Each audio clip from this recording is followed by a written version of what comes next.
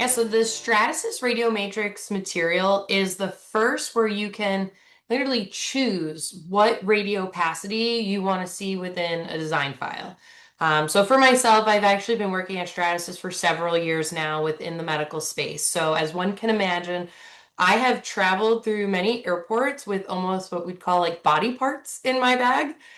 Samples of what a foot might look like, a heart model, a kidney model, you name it. I will travel with it to go visit customers.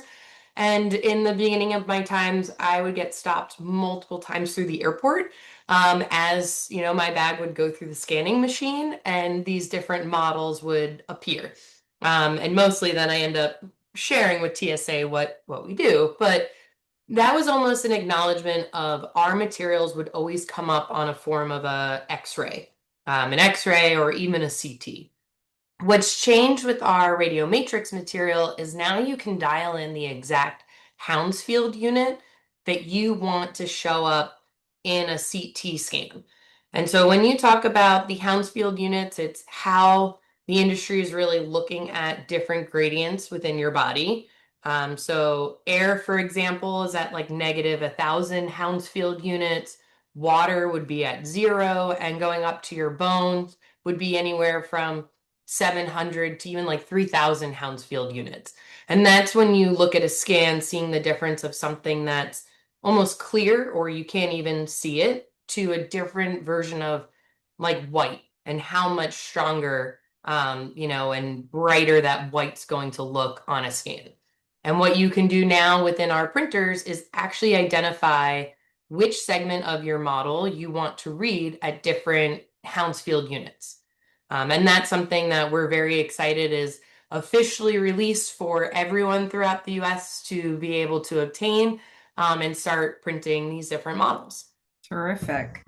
All right. So, can you talk about how radio matrix enable precise control over the radio opacity and why that level of control is important for the medical imaging and the device testing? Yeah, sure. So when it comes to the medical imaging space, something that's really big is a term called phantoms.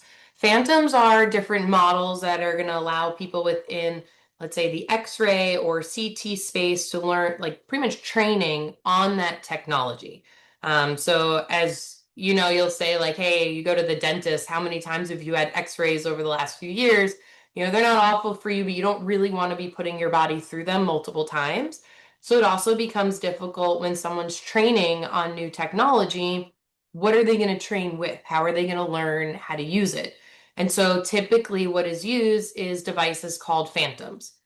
And phantoms will mimic what this anatomy might look like, and proving that if you took, let's say, a CT scan, that you can find different abnormalities or areas of the body and you can identify what's there. These phantoms cost thousands of dollars. They're used for calibrating new equipment and for training of equipment, but because they cost so much, different facilities or hospitals, they might only buy like one or two. Let's say you want like a phantom of your anatomy, and like your abdomen. You might only own one. And now you're hoping to train and identify different abnormalities that might be there for a patient. And so being able to print your own phantoms not only will hopefully save on costs for creating these models, but allow you to have a lot of variety and different changes within the models that you're testing. Okay.